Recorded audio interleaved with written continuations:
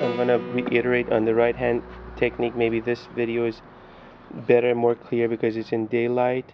I think last time I kind of showed you this kind of 90-degree situation, but maybe I'll just bring it like that and just put it on the soundboard.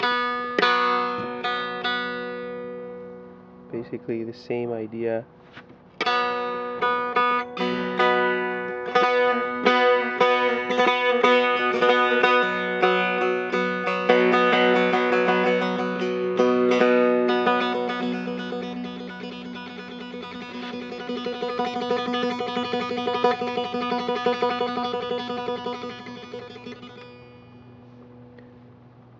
So let's see, does that make sense?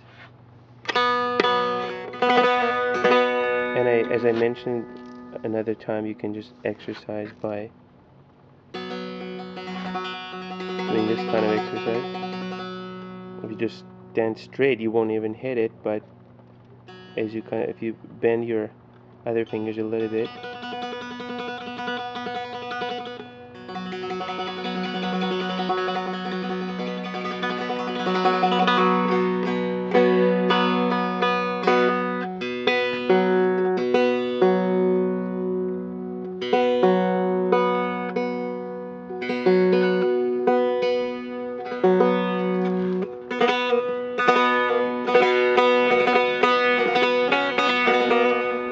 now the sitar is a very simple instrument, and as with all simple instruments, it's very easy to get a hang of it, but it may take years to completely master it.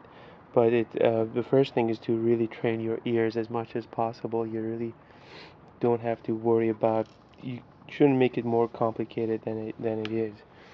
And as far as all the little techniques on the left hand finger, it's really just nothing but hammering and slurs and things like that. Let me see if I can try to demonstrate these again.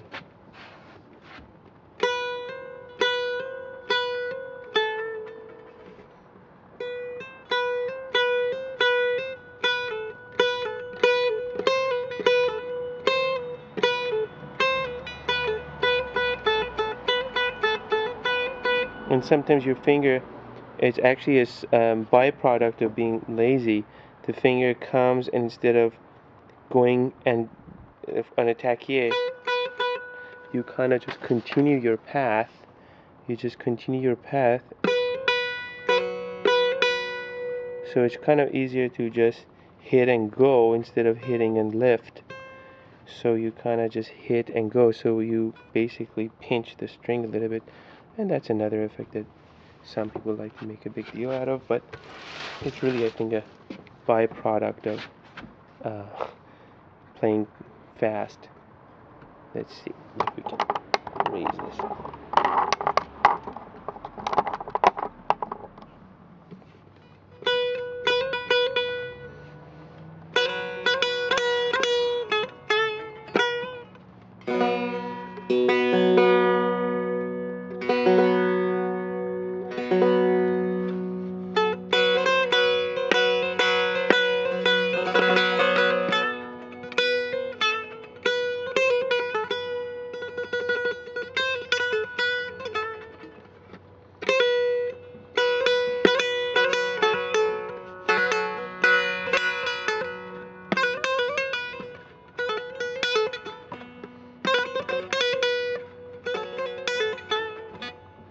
It sounds complicated because when you don't have enough time to analyze it, it's happening too fast, but it's just nothing but a bunch of series of simpler techniques, simpler things that are happening.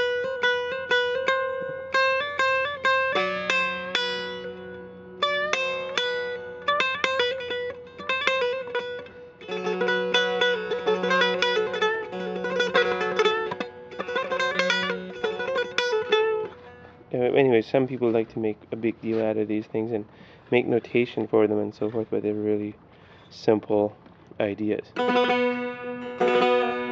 That's out too.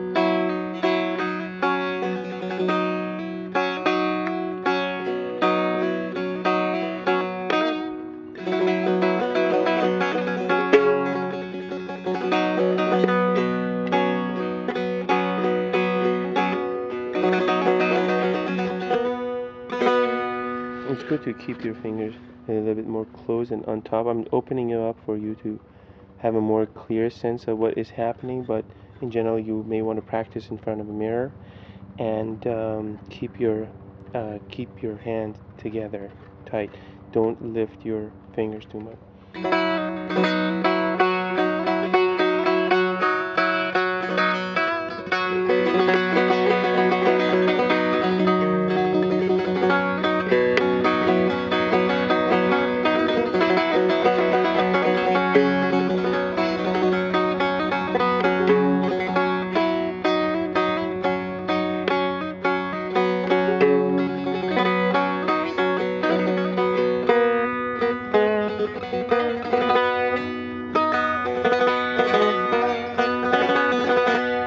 It's really good to just work on your ears and not constantly rely on your eyes, whether it comes to reading notation or whether it comes to watching somebody's fingers. It's good to watch somebody's fingers to get a sense of what is happening and in your mind be able to create the sound effect.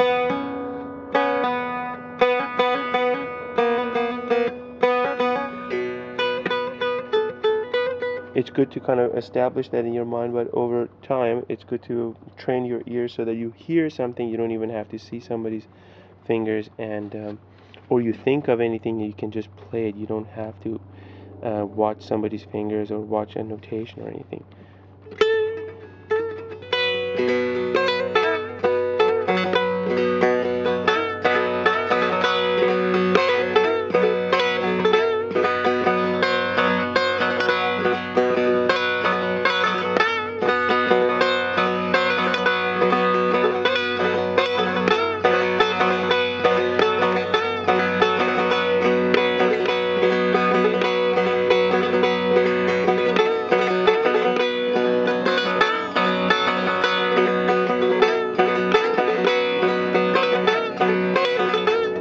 I like this because it's a very simple exercise and just only 3 notes, and it's amazing what great variety of tunes you can create with just 3 notes, an interval of a whole tone and a 3/4 tone.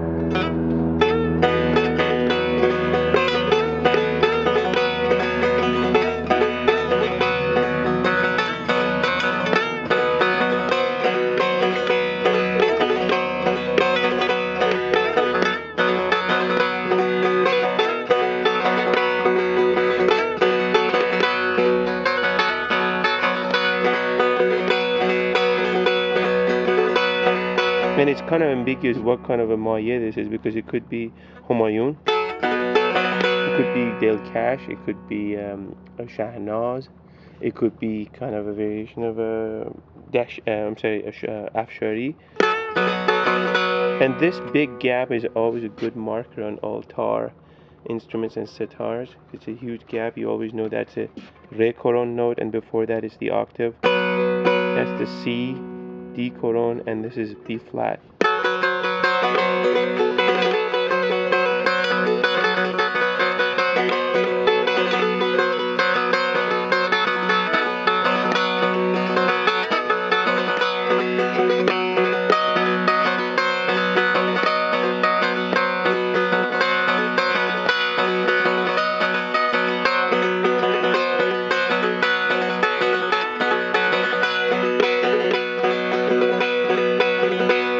Now translated just an interval of a fourth.